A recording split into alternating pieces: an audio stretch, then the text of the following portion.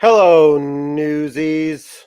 Welcome to another episode of Get the Flick Out of Here. I am your host, Alex, with Kate, as always.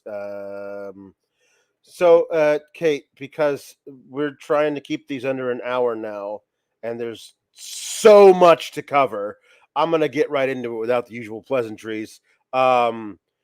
This was suggested to us by a few people early in our run, and I did not know what this was, and I did not even know where to find such a thing.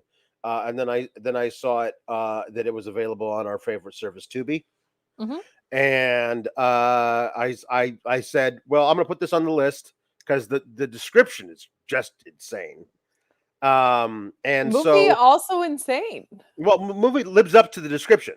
Yeah. Um, and we were planning on doing something different this week, but it just didn't. It wasn't gonna work. So I was like, early in the week, I was like, let me see if there's something else that we can do. And so I turned this on, and I was 4 minutes into it, and I was like, oh no, this is what we're doing. We're doing this. This is a thing.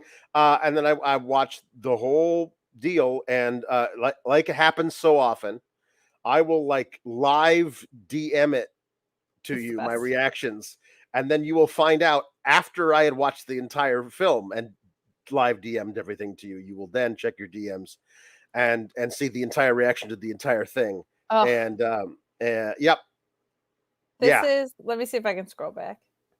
Okay, here it is. Oh, by the way, I'm not sure we should do redacted this week. Yep, Tammy and the T-Rex. That's what we're doing. I am 4 minutes and 35 seconds into this thing, and that's what we're doing. Holy crap. You will never guess how this high school student is murdered in this scenario. I mean, never. Holy S word, this is impossibly bad. I just laughed harder at something in this movie than I have ever laughed at anything in any movie we reviewed. Maybe any movie I've seen, period. The movie was not trying to be funny at all. I'm growing concerned about the well being of the people who made this movie. These people needed professional psychiatric help, not a movie deal scene. I yes, there got you them go. all at once. It was Yep, beautiful yes, because I could also yeah, hear Alex's voice and yes, interject where he was laughing. It's hmm fantastic. yeah, Um, yeah, I got to be honest. This is the first time that I don't know if I'm gonna get the flick out of here or not. I think I'll conclude when we talk through it. right. There are some things I'm like, you have to see this. Oh But I'm yeah, also like, at the same time, you should not see this movie. So no, I'm yeah, very, very conflicted, and that's the first time hmm this has happened. hmm And I know we're gonna dive right into it because we have to go quick. But Jesse Ozog saying, I could have sworn you guys already did this movie. We did a different T-Rex movie. That's where we're at on the show. We have done I believe 3 separate '90s dinosaur movies, including Theodore Rex and the Mario Brothers movie, which It's shouldn't have essentially a had dinosaur dinosaurs in movie. it, but did. So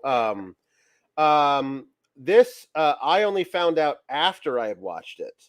The genesis of it. A man from South America had procured an animatronic Tyrannosaurus Rex about 10 feet tall and was going to sell it to a museum in Texas, I think. And before he did that, he contacted a director friend of his in the States and said, you could use it to make a movie. And the director friend's like, well, what's the story? He says, I don't have one. That's up to you. You're the director. You come up with a story. The only problem is it has to be at the museum in Texas in a month. So the director wrote the script in a week, cast it in a week, did all that in the first thing, and then shot it in 3 weeks. And they got it to the museum on time. The director of the movie, this was not his first movie. Previously, he had directed Mannequin 2 and Mac and Me. Mac and Me, Kate. This was the brainchild of the guy who directed Mac and Me and thought at the end of Mac and Me they were due a sequel. So, like, this is who this person is who put it all together in a week, somehow found pre-fame Denise Richards and pre-fast and pre-furious Paul Walker and put them in this movie, along with the guy who played not only Count Spretzel in Mannequin 2, but also Bernie in Weekend at Bernie's. Somehow found that dude who wasn't doing anything for 3 weeks, put them all together. Every single location was within a half hour of the director's house. They threw this thing together entirely, like on an absolute fly by night, seat of your pants, shoestring budget, threw everything together. And he says that he was making this for people who like wacky movies. He was making it, as a gag. But from a guy who made Mac and Me and thought he was doing it in earnest, no, I can tell you, you are definitely Monday morning quarterbacking your own terrible movie. You thought this was gonna be great, and that's how you made the movie. And everyone who saw it afterwards goes, "This is terrible," and you were like, it's supposed to be terrible." No, Stuart Raffle, Stu, no. I know what you're up to. I get it. Alex, crucially, when you named other dinosaur movies we've done, you left out the GOAT of great bad movies, which is the Velocipaster. Well, that's which true. Was trying to be bad and right, said that came much later than this. I believe maybe it took inspiration from how bad this was.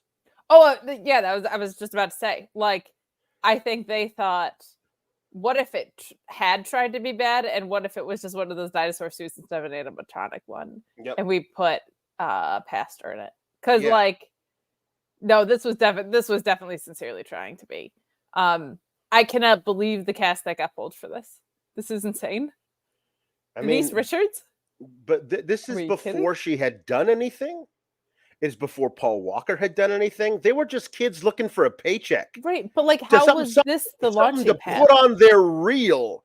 That's literally all they were looking for.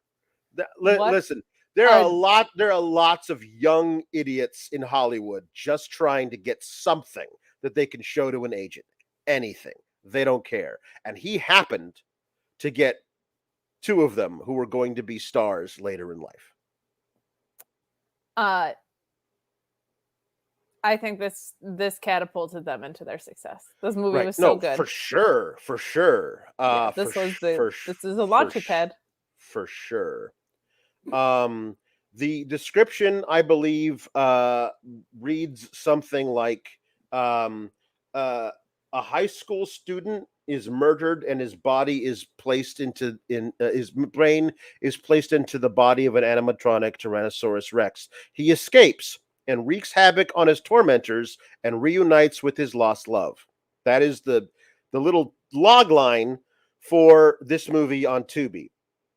So it begins with Denise Richards doing a choreographed dance routine over the credits to something that's like, "Hey everybody, I'm your dinosaur and I'm coming for you and I'm gonna get more." It's the worst music written for a film ever.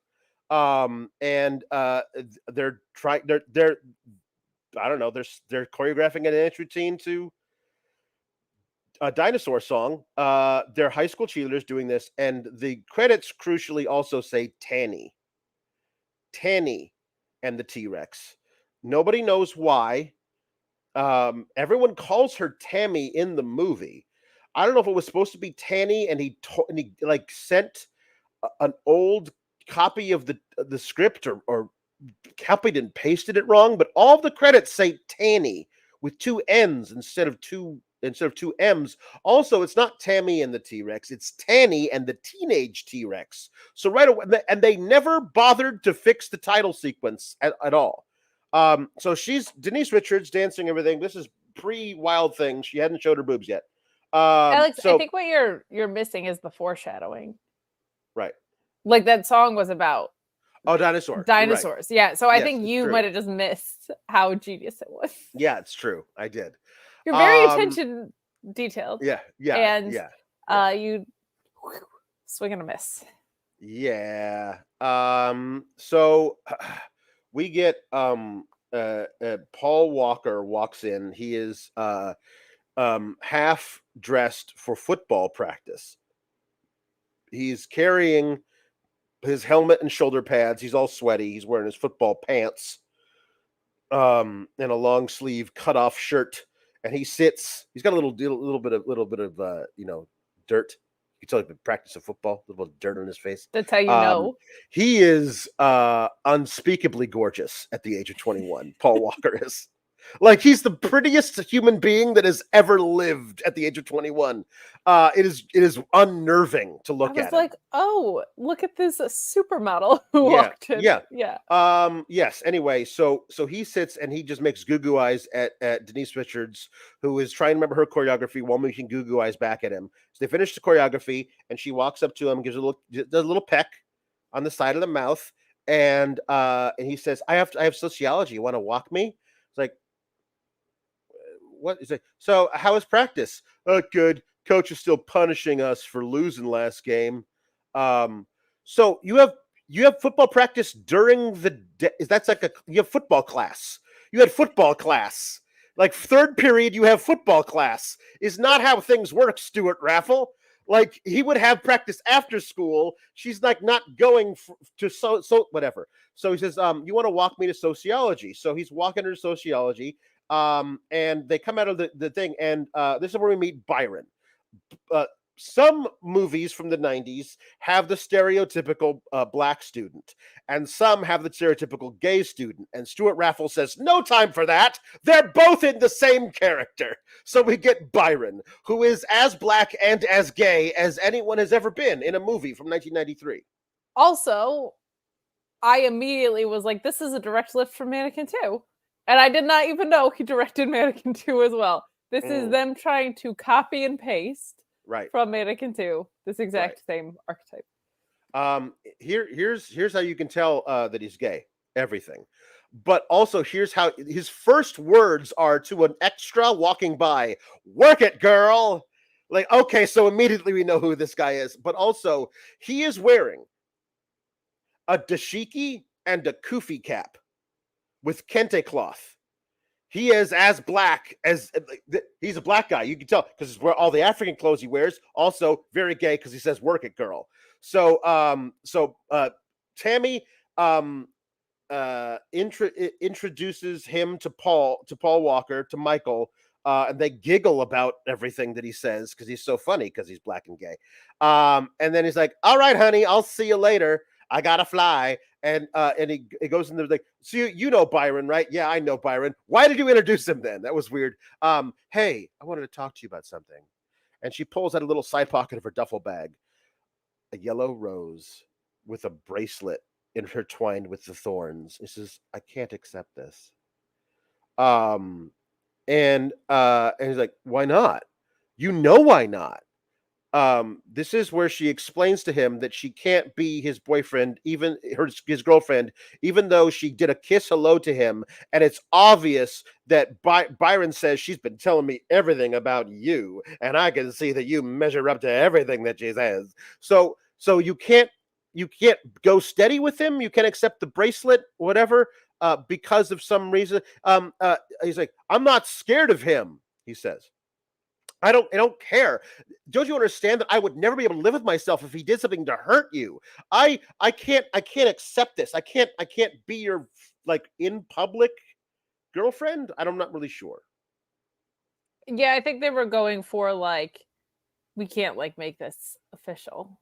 But at this point, crucially, because I knew there was going to be a T-Rex involved at some point, when it was like, I'm scared he's going to hurt you, I was like, oh, sick. We're getting the dinosaur right now. Like, we're getting the dinosaur so up front. I'm so excited. But no. And you know what else this guy to be feared isn't, Alex? Yeah. Intimidating in the slightest. No. Here's the other thing that a much better movie would have done this the opposite way. Where The guy who is protective, who is super protective of her and possessive and won't let the relationship go, is a star football player. And all of the guys who are running around with him are other football players, big beefy dudes. And also that's why all those girls run around with him, because they all want to get in the pants of the high school football star. And the reason she also can't, her parents would never accept Michael, is because he's a shy, like cute but misunderstood burnout kid who like is a loner or whatever. And that's why she can't be with him publicly, because she's also got this reputation she feels like she needs to uphold, all of those things. But instead they make the burnout kid and all of his burnout friends the intimidating bullies. Not one of them is over 6 feet tall. Not one of them is over 170 pounds. Paul Walker towers over the bully kid, Billy. And it is so odd. Also, it almost immediately erupts a brawl. Like, I'm walking with this lady. What do you say? She's my lady. And then they start to have a fight. And at no point is there any other football player anywhere in the vicinity to help him. Baby faces have no friends. I was just thinking that, like, as I was watching it, and here was like, dumb baby. This is peak dumb baby face syndrome. You are on a football team, yes, of fellas, and you know that this guy's coming to get you. Yeah, and apparently every turn, anywhere he goes, he is being literally stalked to the point where it calls for a restraining order. You know what I mean? So that part feels like later. I'm like, they track him at one point in this movie. The fact that the guy, he does have a bat at least later. Yeah. But I was like, I could beat him up. Like, he's just this little twerp with a terrible haircut. And all of his friends are like, I think one of them's the same actor that played Squeak in Basketball. Like, they're all just like these little, they're the kids you would pick on in science class, but you put a leather jacket on them is a really weird choice. Yeah. This is so there's a big brawl and all the kids gather around. There's I will because they don't really have names. I will refer to them as Slutty Bad Girl 1 and Slutty Bad Girl 2. Sure. Slutty Bad Girl 1 is really into Billy. And it's like, kill him! Kill him! Kill! She just keeps screaming at Billy to kill him in their little fight, which isn't really a fight. Nobody throws a punch. They're just throwing each other around. It's not really best good. Fight scene ever. The entire this is school, so poorly staged. At one point they like grab each other by the elbows and just turn around, swing each other by the elbows. They look like figure skaters. That was so bad. And so the entire school is gathered around this. We're in the middle of school because she's on her way to sociology. At no point does a teacher ever show up. No. None. Never. No authority figure. Nobody. So to the fact that the cops have to come, these two bumbling old white sheriff's deputies that feel like they're from like an episode of Dukes of Hazzard. Like, come on now, Billy, you know the school's got a restraining order again you. You can't be here. Now let go of that boy's gonads, because they grab each other's fistful of balls, and they're trying. There's a stalemate. Paul Walker has a cup on. What you call a testicular stalemate. And finally they pry them loose, and then what's the matter, boy? Ain't you got no balls? I got a cup on. They're like, oh, haha, Paul Walker's smart.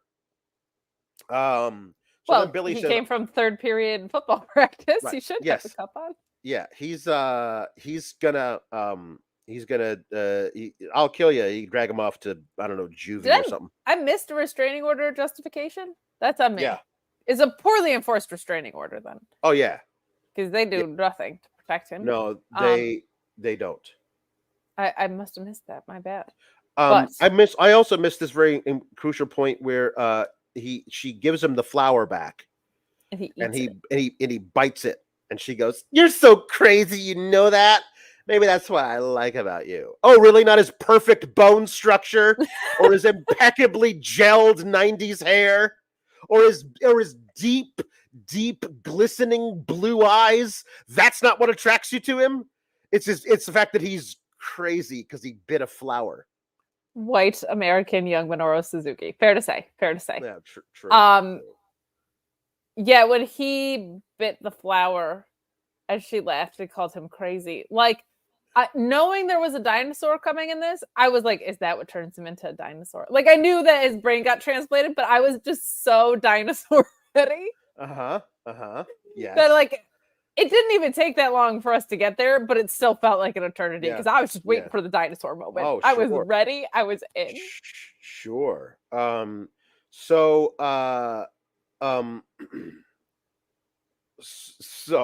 he's at one point he says, so you're going to the party tomorrow night, he says. It's like, yeah, I'll be there. Okay, I'll see you there. But this is all before the big fight scene. Okay. So after the fight, they take away Billy, and then Tammy's like, I can't do this anymore, and she runs away. And so then there's a little scene between Byron and Michael. It's like, I don't even know why we dated him in the first place. Listen, we all make mistakes, honey. It happens to the best of us. And it's like, yeah, I guess you're right. And so then cut to a dinosaur in the fog. It's just standing there. And then in walks Dr. Wachenstein, played by the guy who played Bernie in He's the only good thing in this movie, honest to God. Like Bernie Wachenstein, I could the whole friggin' time he's ad-libbing everything. Has to be everything. Let's show me it move, and a guy up in some little room overlooking this warehouse floor hits something on a computer, and it moves a little bit. Show me its eyes, its mouth. Show me its hands. Ah, yes. And so its little hands are like this. It says, okay, now show me its power. And a big burly dude grabs a barbell with weights on it that just happens to be there, and hands it to the little hands of the animatronic thing, who then throws it, and it lands at the feet of Dr. Wachenstein. Okay. Now show me its teeth. You can see its teeth. Its mouth is open. There's lots of teeth. Oh, you mean show me its jaw power? So they put a rotten log in its jaws, and it crumbles, which is supposed to signify that it has crushing power of its jaws. I will give you immortality. Okay, so the guy up in the crow's nest computer guy, that's Bobby. The big burly dude is Carl, and then also there's a very leggy girl named very tall. Her name's Helga. That's Wachenstein's girlfriend. You need to know all this. Okay. So cut to Michael in bed listening to a Bonnie Raitt knockoff song. Like, because all the teenage boys in '93 were big Bonnie Raitt buffs. Loved them some Bonnie Raitt. Let's give them something to talk about. It does, like, you know what it remind me of? It's sometimes love just ain't enough. God, That's what it sounded like to me. So anyway, he gets a phone call from Tammy, who's sitting in her bed, and she's always been crying because her eyes are all puffy. She says, hey, I'm sorry I ran away today. I'm so sorry. What are you doing right now? I need you. Please come over. Can you come over here? And immediately Michael's like, I'm gonna get laid! Hooray! And he's like, he doesn't care about anything else. You're a depiction of boys at this age. I'll take it. Yeah. And so she's like, come over. Hey, but I want my parents to know.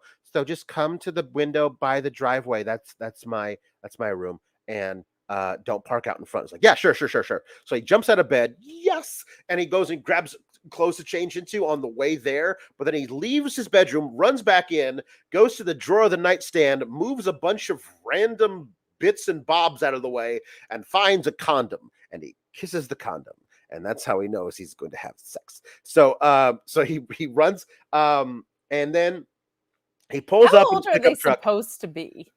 I'm going to say 17. Just as a straight up, seniors, juniors. Crucial for later when they're dancing on the lawn, but we'll get there. Where she is dancing with a 40-year-old at one point. But we'll Right. No. Yeah. So he comes up to the little window overlooking the driveway. And she's like, her bedroom is like above the garage, where the driveway is. He's like, "Hey, Tammy, hey, Michael, climb up the trellis." And so he climbs up the trellis, but then Slutty Bad Girl 1 and Slutty Bad Girl 2 drive by in their Jeep. And they're like, "Oh my God, you see that?" And they see Michael come in. "Oh, let's call Billy. This will be great." "Yeah, let's call Billy. He's going to commit murder. We'll be accessories. Awesome." And so they drive away. So when he climbs into the window, he knocks over everything. And there's a commotion. So her phone by her bed rings. And she picks it up, and it's her dad. Her dad is calling her from somewhere within the house, because that is the family that we have here. So she's like, "Oh no, Dad, I'm sorry. I dropped my dictionary." And so she's okay. And then of course they get right back down to business. He gives her the bracelet, and this time she accepts it. So now she's willing to be with him. So I guess now they're going steady after everything she feared did happen. Right. After he got his ass beat. Yeah. Right. So Billy shows up with his entire entourage, and the dad, who could not be like more like country club type of dad. Like, he's all of 5'7", Yeah. 128 pounds. "I'll handle this," he says to his wife. And so Billy shows up, pushes right past the dad. Again, this is so much better if the dad likes Billy, because he's a football star, and lets him in, and actually would be rooting for Billy to beat the shit out of the guy who's going after his little girl, because that guy, the Michael character, is a deadbeat in his eyes. A lot better, but we're not talking about a good movie here. We're talking about a bad movie. So that we are. So she says, "Michael, get out of here. Go out, back out. Just run. I'll see. Okay, I'm not scared of him, but I'm scared for you. Please go." And so Billy shows up, looks out the window to him climbing down the trellis, says, "You're dead. I'm coming to get you." And everyone leaves. "Go get the cars." And he's like, "You're mine. Can't you get through it your head that you're mine? I'll be back. Okay, I'm coming back." And he leaves. And one guy is chasing Michael on foot. Why Michael doesn't hop in his truck and drive away, I don't know. They show him like he leaves his jacket behind, which is how they know he's there. Maybe his keys are in his jacket, but it's never explained why he doesn't just get in his car and drive away. So they do it. One guy's on foot, everyone else is in cars, convertibles, naturally. Like late 70s model convertibles. And eventually they pick up the dude who's running after him, jump in, and he's running down the middle of a street. Okay? On his right are some hedges that are easily vaulted over, and a parking lot with a bunch of different exits and entrances. Okay? For like an office park.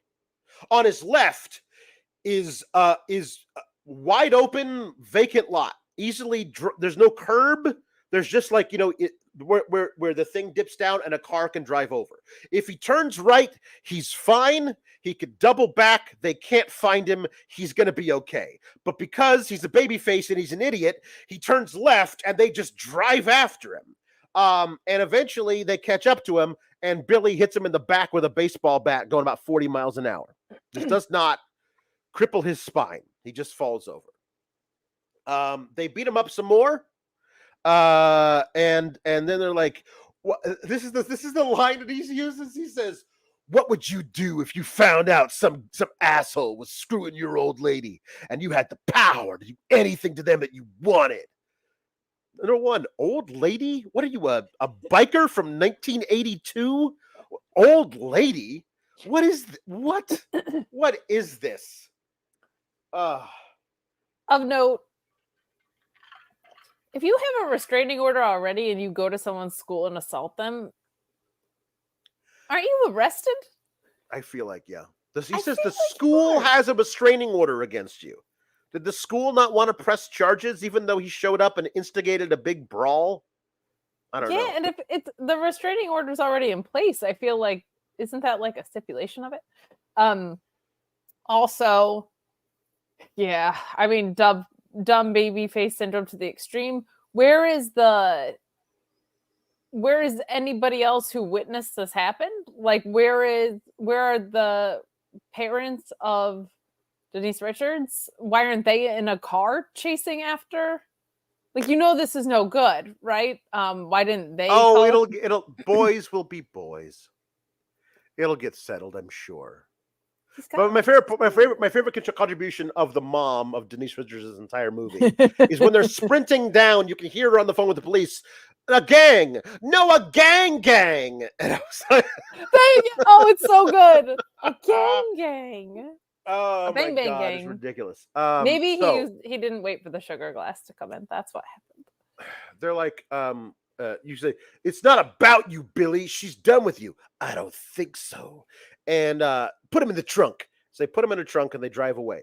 So they pull up to this a big chain link fence. And this guy named Weasel, who would later go on to have fame for being in a Got Milk commercial where he ate peanut butter and then couldn't say the word Aaron Burr.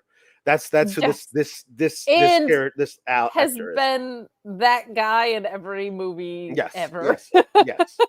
So his name Weasel. He gets out with bolt cutters. He bolt cuts the chain. That opens up the gate. They drive through it, and the camera pans back to see Wild Animal Park. And it starts showing you like panthers and jaguars. It's not really a wild animal park. It is a big cat sanctuary. There's in the middle of this town they live, somewhere in California, is a wild animal park.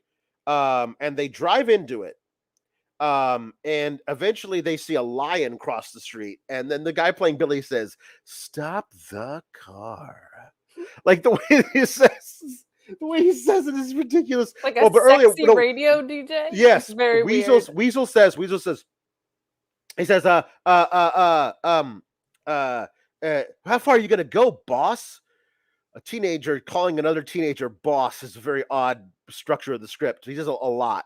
I'm going all the way. So they let him out. They force him to apologize, and they leave him there. And the Weasel's like, "Hey, aren't you going to tell him? He'll figure it out sooner or later." Say thanks was my favorite in this. Yeah. I also in my notes just have written down, what a great name for a wild animal park. Yes, that's true. Call it like the county's wild animal park. It's called Wild Animal Park. Right. Paul Walker gets up, realizes he is surrounded by wild animals. Runs from a lion, up a tree. There's a panther. Jumps off of the branch and immediately is mauled by a lion. I mean, we watch him get mauled by a lion. We watch that lion, like a full-grown adult male lion, have him by the throat. Game warden pulls up and shoots his shotgun. We're assuming it's a lion. Crucially, we get an animatronic lion and a CGI lion. Yes. And it flips. Yeah. Like in one shot, you see the lion like head on from a camera angle, and then it pans away to like a landscape shot, and that becomes a CGI lion that looks nothing like the animatronic lion. Right. And mauls him. Yes. So he's dead. Except he's not. When I sent you like, you will never guess how they murder the teenager, I assumed he was murdered by a lion in a wild animal park, but he was just mauled lightly because in the hospital, Denise Richards shows up. "Oh my God, what have they done to you?" Apparently nothing. He's fine. They didn't even like bother putting like scratch marks in makeup on his face. He's perfectly fine. He's just in a coma. He got knocked on the head by getting taken into the throat of a lion. Now I get it. Young Paul Walker, extremely attractive. You don't want to mess that up. He looked great. Okay. Right. But unrealistic to what was done to him. His hair was not even tousled, really. Like no, it was still perfectly gelled. They also meet Bob, drunk Uncle Bob, which is Drunkle Bob, and he's the only relative that Michael has. He's sitting there, he's passed out. Billy and Weasel show up. He slaps her. She kicks him in the nuts. Byron threatens to scratch Weasel's eyes out. They run away. Then Dr. Walkenstein shows up with Helga. He's smoking a cigarette in the hospital. And he is directed to his friend, Dr. Rosenthal, who sent him the information that this kid was here. I have a doctor in my life that's Dr. Rosenthal, and I was like, oh my God, is he conspiring to turn my brain into a dinosaur? So Dr. Rosenthal, to his credit, thinks Dr. Walkenstein is actually a real doctor, which he is definitely not. Yes. And Dr. Walkenstein's like, hi, hey, how's it going? And distracts Denise Richards by asking her random questions while Helga like puts a thing on the little tube to fake a code blue. And oh my God, he's flatlining. We have to save him. So Dr. Walkenstein straddles him, hits him in the chest a bunch of times, screaming, live. And then just like, live, live, live. Okay, he's dead. And so then Denise faints and Byron faints. And they are able to easily steal a fake dead body, an actual live body from a hospital with nobody finding out. My notes also just they just say ... why? Like every other mad scientist, there's a clear like this evil corporation hired us to develop this technology, and it either got out of hands or we started using it for the wrong. Right. What we see with this group is them testing out an animatronic T-Rex, right, and then murdering a high schooler. Yes. So he comes out of his coma when they're going to put him into the car. Like he's fine. And he says, but he has a dumb Wizard of Oz joke. Like I was in Kansas, there was a tornado and you were there and you were there and you were there. And then Helga punches him once and he falls asleep. And they put him and they drive away with him in the car. So they take his brain out in this dingy warehouse with a saw. But he wakes up again before they actually start cutting. She knocks him out again with one single punch. They cut off the top of his head. Carl, the big burly guy, vomits. They probe his brain to make his leg kick.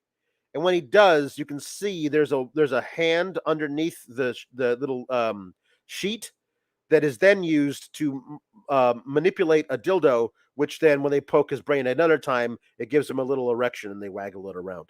It's a really, really bad movie. So it's also a lot of sexualizing of high schoolers between how this ends, this like erection thing. I was like, you're telling us they're probably 17 in this. Yeah. Oh, definitely. This is basically child porn. So what we get is they put the brain in the dinosaur. They test the dinosaur, where they make his legs move and his eyes blink and his mouth open. All right, great. We implanted a human brain into an animatronics T-Rex. Cool. I guess we'll figure out more in the morning. And then Dr. Walkenstein and Helga leave, and Bobby and Carl order a pizza. The pizza guy shows up, and it's the same guy who will 10 years later play Pedro in Napoleon Dynamite. Yep. He's the pizza delivery boy. He gets scared away by the dinosaur, but drops the pizza. Carl and Bobby eat the pizza. Then Carl's going to go get the car so they can put Paul Walker's body back in the morgue without a brain in it. They're just going to staple his head back together and feel like that's good enough. Bobby talks some shit to the dinosaur, who then Paul Walker in the dinosaur, T-Rex Michael, eats Bobby's head. He runs around like a chicken with a head cut off, literally into some boxes. Carl shows up, and then he kicks Carl out the door and stomps on his chest and face, flattening him. There's a lady on a payphone nearby who sees a dinosaur, and she's like, hurry, call the police. But before I go, make sure $20 on number 5 in the 7th to win. So she's betting the ponies, but leaves the phone off the hook. So T-Rex Michael walks, kind of. I mean, like, they show his legs move, but then they show the dinosaur obviously on something with wheels rolling toward, and he picks up the phone and he calls Tammy. The dinosaur calls Tammy with his tiny little T-Rex fingers, calls Tammy, and cut to Tammy's bedroom, which has a weird like little plush ducky and a doily pillow. Like, is she a grandma? But they pan over to her phone ringing, and we can see it's actually Denise Richards' room because of her own headshot that is laid out on a chair.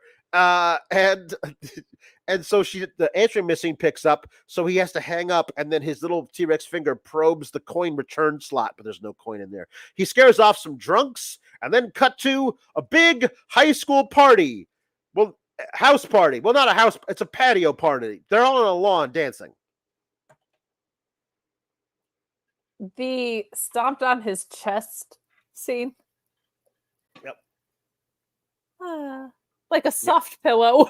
Yeah. Like, Yes. this was not well done at all. It's hysterical. This path of destruction for the dinosaur feels like a 6 out of 10. Like on the destruction level.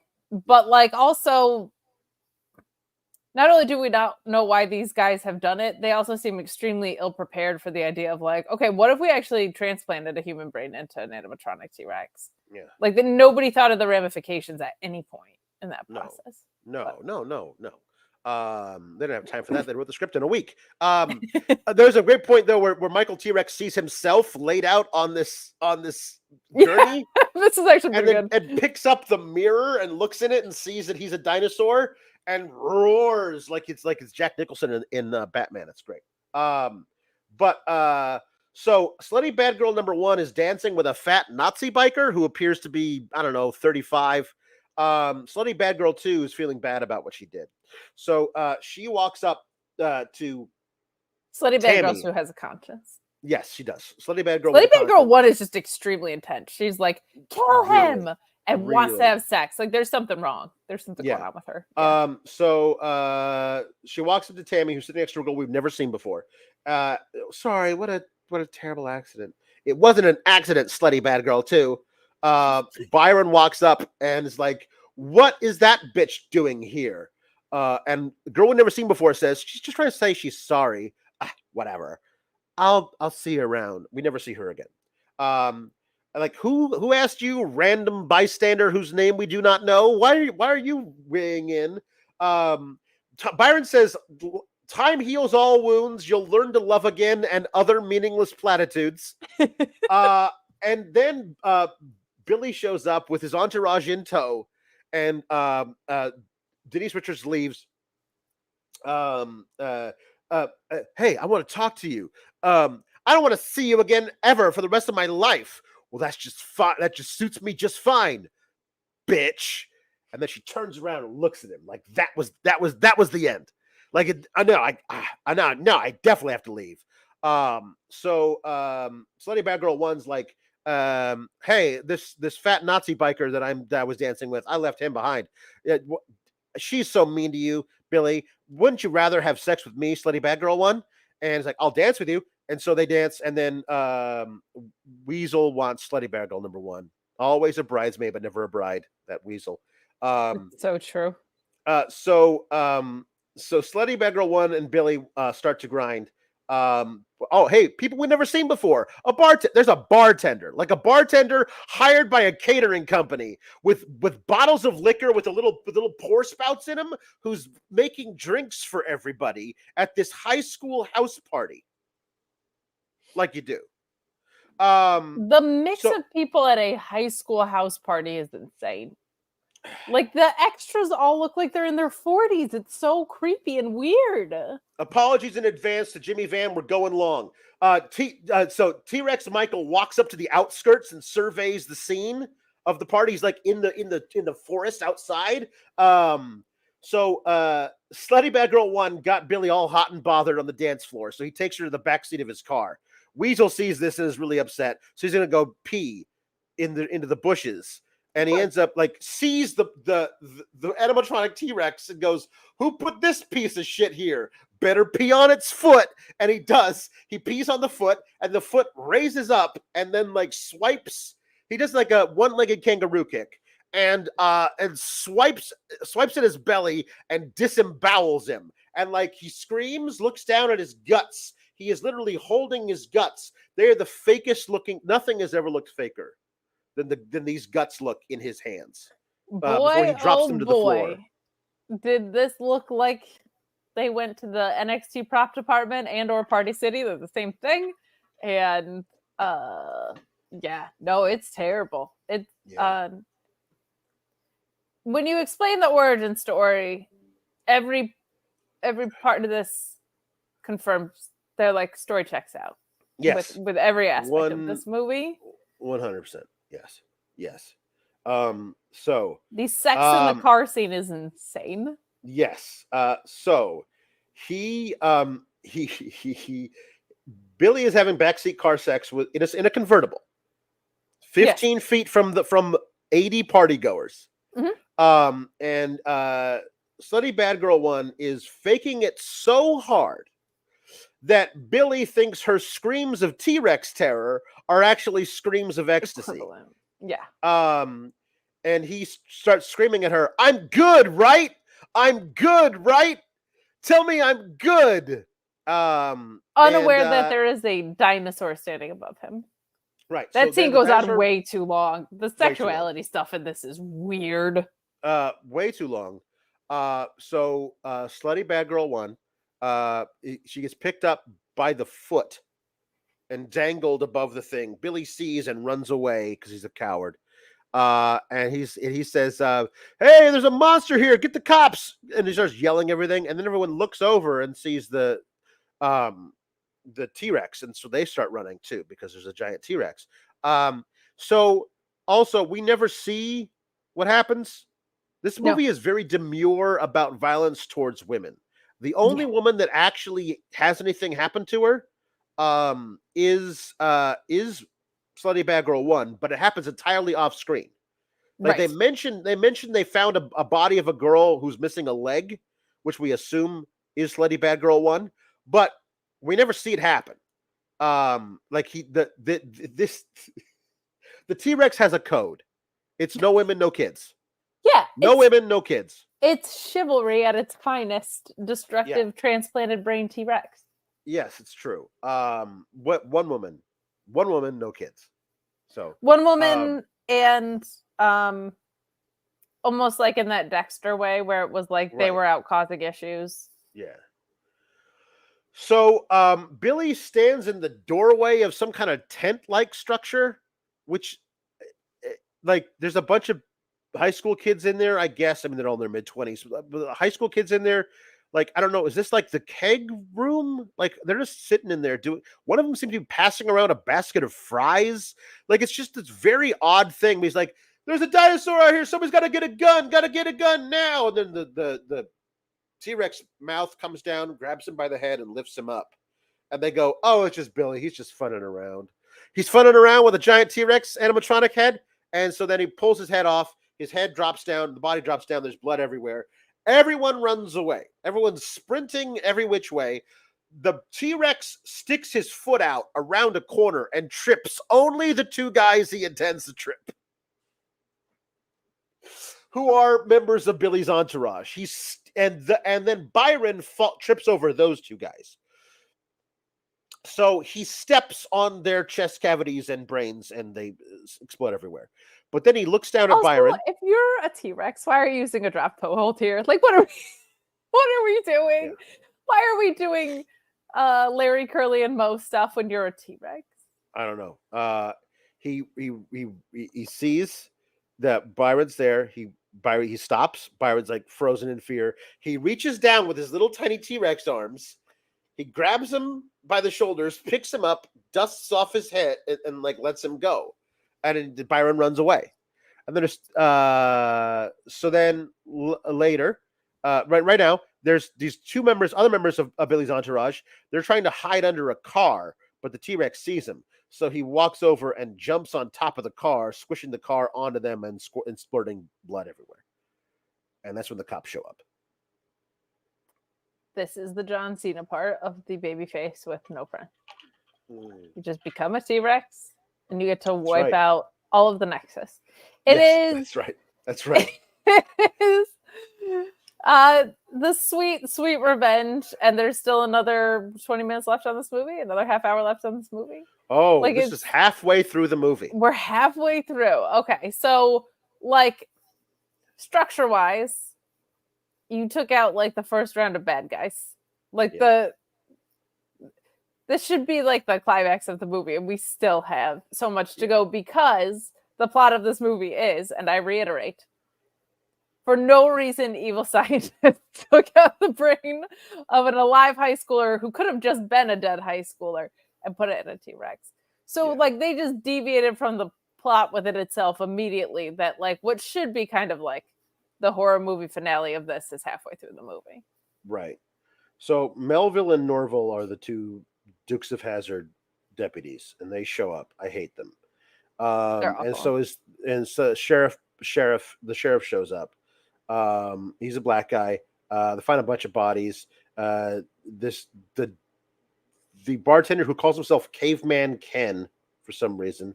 He's definitely not a caveman type at all. Looks like Kenny G with a shorter haircut. And they find Caveman Ken and this other girl hiding under a bar. You're gonna have to slap it out of them. They're in shock. It was a dinosaur. And then Byron shows up and says to the black sheriff, "She's telling the truth, Pop." So the sheriff is hey, there's two black people in this town. What are the odds they're related? Oh, they are related. Perfect. Of course Wonderful. they are. So he tries. That's two more than in a lot of these movies, to their credit. So. Yeah. So he tries to explain it to his dad. While he's doing that, one deputy says to the other, "R.E. Byron, if you drop anything, don't bend over." I hate them so much. So Byron tells his dad the truth, but Dad thinks everyone's on drugs, including his son. I want everyone tested for drugs, including all the victims. So cut to Walkenstein and Helga finding Carl's steamrolled body. Like it's like it doesn't look anything like the crushed bodies we've seen around the party, and the same thing happened to him that happened to them, but it's done for a comedy, so it's fine. So Walkenstein is thrilled with this latest development. He thinks it's great. Look at it. It has its own mind. That's awesome. Mind is killing people, but that's good. Helga drags Carl's steamrolled corpse behind her, and it weighs 5 pounds. Like the mass of the body doesn't change once it's flattened. Like she should be struggling to drag it, but anyway, they're gonna go find Tammy because they know that's where the girlfriend is where the boyfriend is going to go. So, cut to Tammy, fresh out of the shower, sits at her vanity to do her makeup. T-Rex Michael is walking up, so there's little earthquake tremors.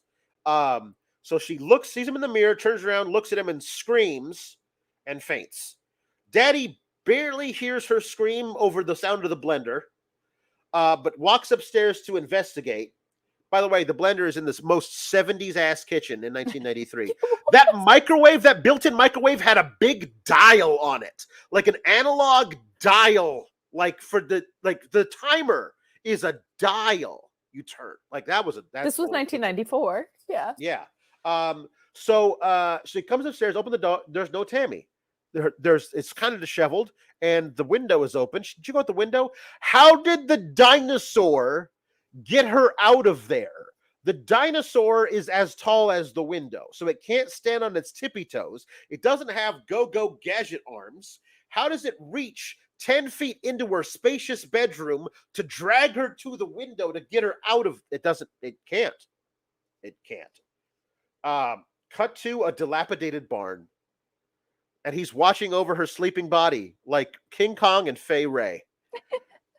She wakes up, she screams, but she's like, she obviously is not trying to hurt her. So what's going on? He eats a rose, like Michael did, trying to show her who he is. She does not say to the dinosaur, "You're so crazy. That's why I'm not scared of you." She doesn't say anything like that. He points at her bracelet she's wearing. Okay, this is where I started just cracking up. Points at her bracelet because Denise Richards, my God. She points at the bracelet. She goes, "Oh, you want my bracelet?" She says to the animatronic dinosaur. Michael gave it to me. And he points to himself. He goes, you knew Michael? Like she's talking to a toddler or maybe a dog, but it's an animatronic dinosaur. So also, not enough shock for the fact that you're talking to an animatronic dinosaur. Also, Michael is a very common name. And for the dinosaur to just know who your specific Michael I is. know. And to be able to communicate with you and isn't trying to eat you. Also, the bracelet is shiny. The dinosaur might be pointing at it because it's shiny. Also, like, it's a dinosaur. You should be slightly alarmed at this instead of being like, oh, we have a mutual friend. Right. So he starts pointing to the side of his head and then pointing to her side of her head. She's like, what, ear? Like, ears? Like, no. And she's like, oh, sounds like, I get it. I'm going to play charades with an animatronic dinosaur, and this feels totally natural to me. She's like, so he goes, okay, sounds like, and he does this because he's dinosaur. He's T-Rex. He's got 2 fingers. He does this.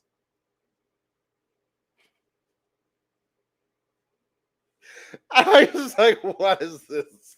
What are you doing? So she says, oh, sounds like fingers? No. Oh, sounds like rain. Oh, pain, brain, name. Doesn't sound like it kind of does, but that's crucially not how the game works. And he's like, no, brain, go back to brain. And she says, brain. And he points to the bracelet. Michael, brain. Michael's brain? You have Michael's brain?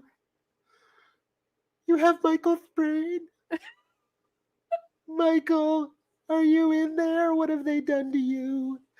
Oh, I love you so much. You started dating him on Thursday. I swear to God. You started dating him on Thursday. It's not your high school sweetheart you've been dating for 5 years. You started dating him on Thursday.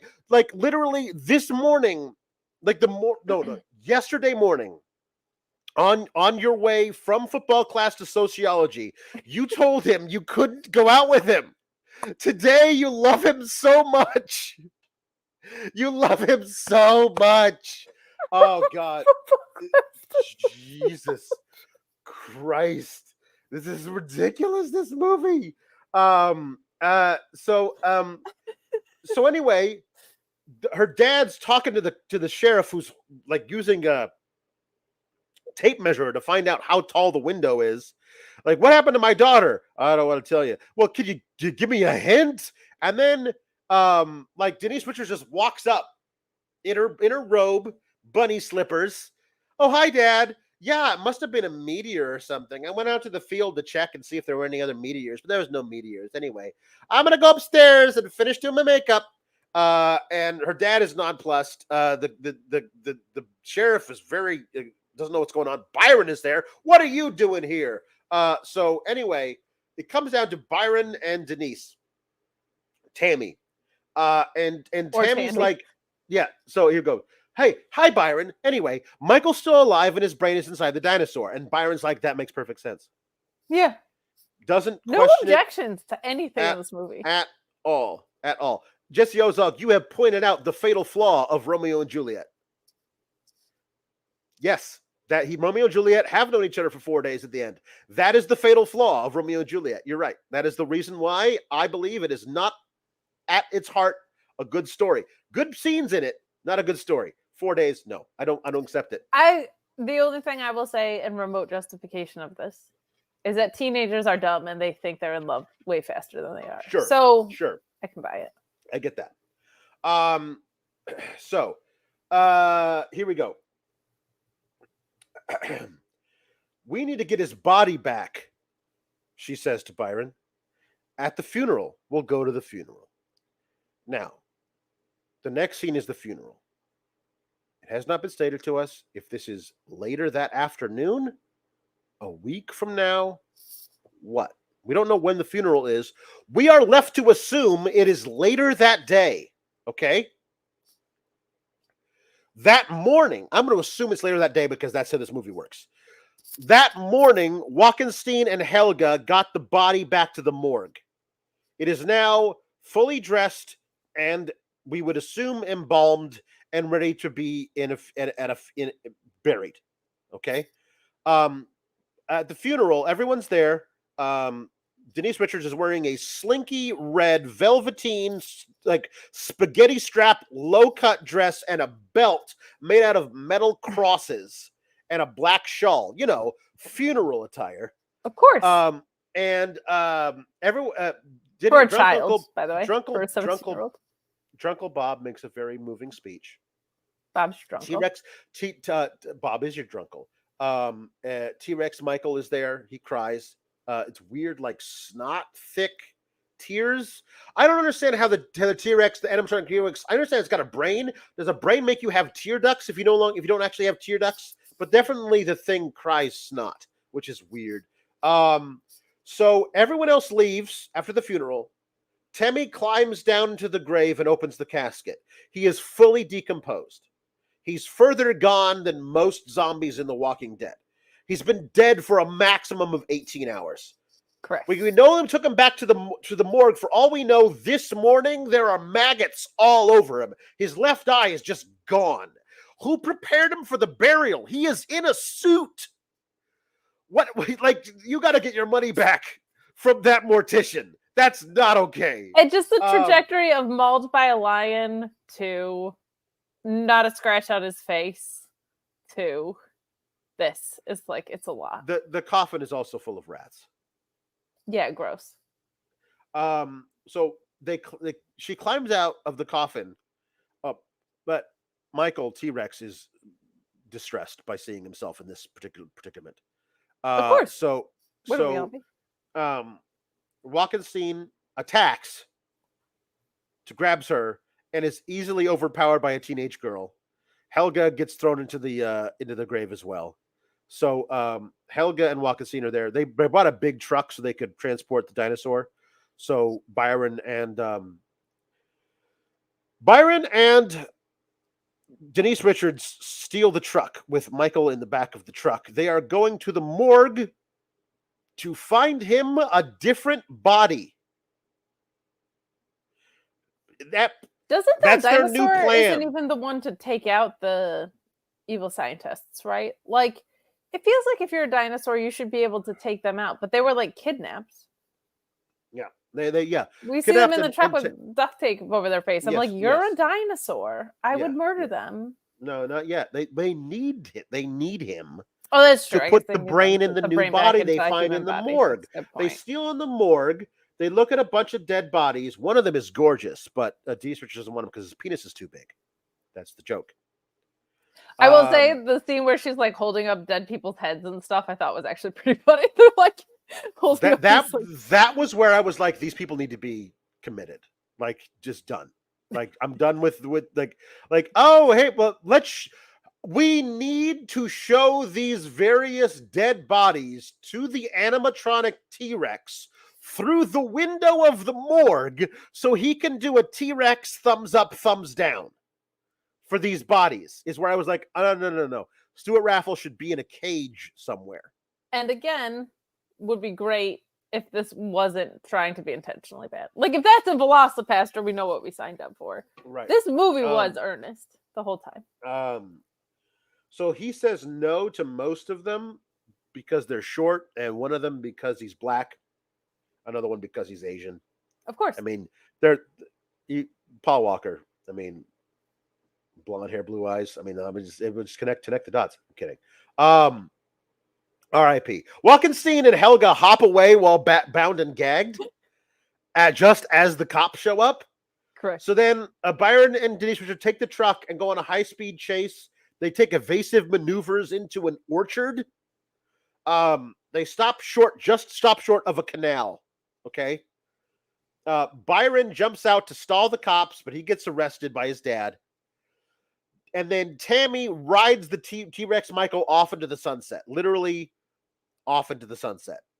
Which is what our thumbnail is from. We look great. We do look great. That is... It's a very long high-speed chase. it's a low speed chase, but it's out into the It's countryside. a very long chase scene. Cut to the next morning, presumably. Byron in full biking gear, like Tour de France gear on a bike, riding down a dirt road through a field, being followed very close by a police car that he ostensibly does not notice. But he should. It's 15 feet behind him. He should notice the police car. So he's going to the same barn. He mentions it in dialogue. This is I knew where to find you because you told me he took you to this place when he found you before. This barn is within walking distance of her house, like walking in bunny slippers distance of her house, because that's where she comes back from. So the FBI shows up. Basically, it's a bunch of like cops in suits with shotguns and plainclothes cars. Byron and Tammy show up. They come out waving a white flag, a white brassiere, which is not hers because she wasn't wearing one in this outfit. So I'm not sure where we that see came one from. later, but nope.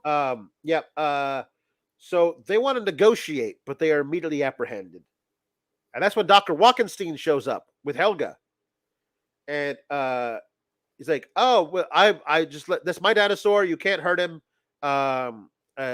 He's spouting a bunch of bullshit about growing living crystals into memory cells. It's all very, very new. It's so new, in fact, that we think it's going to put America right back on top. And all the cops are like, well, that's great. We believe everything you say. Yeah. So that's music to their ears. So they go in with a tranquilizer gun. Yes, you do. They walk in. He shoots a bird because he thinks it might be the dinosaur, because that's how dumb he is. By the way, he literally ad libs to the camera multiple times during the movie. He's just like they. So like breaking the fourth wall, kind of like Stuart Raffle hired Terry Kaiser, who he directed in Mannequin 2, and says, "You can do whatever you want." And Terry Kaiser says, "I will actively ruin everything about this movie." But so much so that so much so that I will make all of my scenes the only thing worth watching, but it will ruin the rest of the movie by me being in it, which was already in shambles. It's just Oh, sure. So T-Rex Michael jumps out of the shadows and bites Walkenstein's torso in half. Okay. Like he takes a big bite out of it and like removes, and it's obvious that like they pull something away that is not. They gave Terry Kaiser a giant gut to be pulled away from him that he does not have in the movie.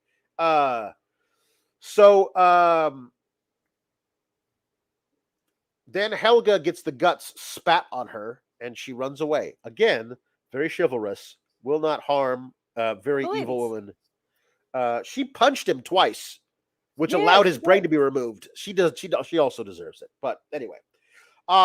So the cop, he comes out, the cops fill him full of lead.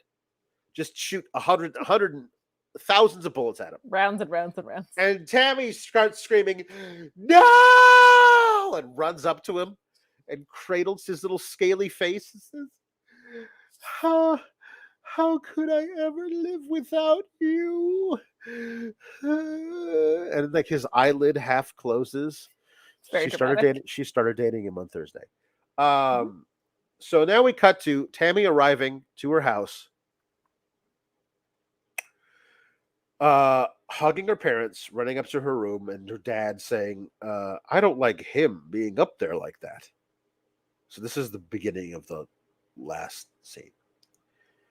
She goes into a room and she starts up a computer, and she takes the lens cap off of a camcorder that she has mounted up on the wall. She says, "Hi, honey." And Paul Walker's voice says, "I missed you. I miss you too, honey. Do you want the usual?" Desperately. What's the usual? So the usual appears to be tequila and Coke mixed together in a tumbler and poured over the naked exterior of his brain in a dish with tubes and wires going into it. She says, "Hey, I got good news. They found the frozen bodies of those skiers that went missing. Might be a good lead. I'll look into it tomorrow." Um, Says, "Hey, I would like another alcoholic beverage poured over my brain." She says, "No, your analyst says you might be having some trouble adjusting, so I think one is good enough. However, you want a little action?" He's like, "Oh yeah, baby. Okay, well, I'll be right back." And she leaves the room and she comes back in a very elaborate lingerie with a feather boa and opera length gloves and like garters, and she does a very unsexy Burlesque striptease. thing. Yeah, Yeah, it's she just very waves weird. her hips back and forth. A lot of hair And tossing. Michael gets more and more into it. It's the whole thing culminates in Michael's brain reaching orgasm and sending a shower of sparks all over the room.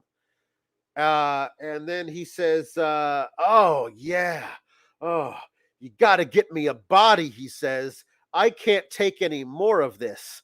Roll credits. What a coincidence, Michael's brain! I too cannot take any more of this movie. Done. This if I found enough of this movie cute and unintentionally funny to recommend it, this scene takes away Negates all all of that. that. Yeah. All of that. Denise Richards doing a weird, unsexy striptease for a brain in a jar. Not even a jar, a dish. That then the brain reaches sexual climax and sends sparks shooting everywhere. And Paul Walker's voice, "Now we know," from beyond the grave, going, "Oh yeah, baby." Nope. Done with this movie. I honestly, I was also on the fence, but this scene, get the flick out. I would say, I mean, what do we even say about the ending of this movie? Like, it felt like they were like, "Oh, I think Denise Richards is hot. What should we do?" Or they were like, "This entire movie's bad. Let's pretend we knew it was intentionally bad the whole time." This was so weird and uncomfortable and out of place. And also, like, it's too much of a mess of a movie to like go enjoy. I saw people in the chat saying like they watched it with a bunch of their friends. It's definitely one of those, like, if there's like 8 people around and you want to just goof off, like, that's probably the way to keep it in. But like, it's rough to recommend. They also just use, I meant to bring this up earlier, but like a lot of those like gay jokes were really bad, and they just use the F word over slur and over again, for over like and over again. really, really, really bad in that regard too. So it's like, it's pretty not great. You have to just be like in a very specific thing that you're signing up for if you do go watch it, but like, I don't feel any better for the experience, I would say. So I will also be getting the flick out of here. I will say the fight scenes are legendarily bad. Like, the way the bat is used is actually hysterical. Yeah, it's a waste of time. Right. It's a waste of time, and it's a very uncomfortable ending. Tim does my work for me. I'm this. I probably would have thought of this if the last scene hadn't freaked me out so much. Once Michael gets the body, shouldn't he be arrested for the murders? 100%, yeah. Like, okay, great. No, your brain was in the body of a T-Rex, and you used that T-Rex thing to kill dozens of people. Now you're in a bot. Now we're going to put your new human body on trial for murder. Sorry, you're gonna go to away for a very long time. And the doctors who met a demise anyway, but like, I don't know. They murdered someone in the hospital that could have just been murdered by a lion. This was also bad and weird. And it is like very annoying that like we have no idea why the evil scientist did that. Like, That's one thing I actually do appreciate about this. He gives a reason for it during the. It was weird. I didn't catch it until I watched it a second time. God, I hate that I do this. But I had to watch a second time. But he says to Helga, what we're going to do is we're going to put brains in different bodies. You will never die because your brain will live forever. We'll just upgrade you with new bodies. So everyone will be immortal. We're going to sell this for millions of dollars. Anyone who can pay us will just transplant their brain from one body into another body. But we'll just make animatronic bodies that can also live forever. Your just brain will control anything you want. You can control a dog or a monkey or whatever you want. We will put your brain in everything. We're going to make millions of dollars from this. That's his big idea. Okay, I must have missed that, and that was definitely ad-libbed because there was no way they wrote that. No way at all. Nope. Because they also murdered someone to do it. And they have a whole morgue full of people. They could have just taken it out of theirs. They could have figured something. I know. Oh God, so bad. Yeah, this is tough because there are some things that are so insane you should see them, but that would be more of like a clips package. I don't think you need to spend. No. You definitely don't need to watch it twice, like the host of the show. Yeah, I know. It's my fault. It's my fault. I can't do it. I do appreciate the South Park references in the chat, by the way. The people who were like, step 1, snatch brains, 2, put them in dinosaurs, 3, profit. That is some underpants gnomes kind of stuff. So I appreciate those chats. But get the flick out of here. Get it away. I truly do apologize to Ginny Van for going over our allotted 60-minute time limit, but we had to. We did. We had to, so we could tell everybody to get the flick out of here. Next week, we'll see you. Bye, everybody. Have a good weekend.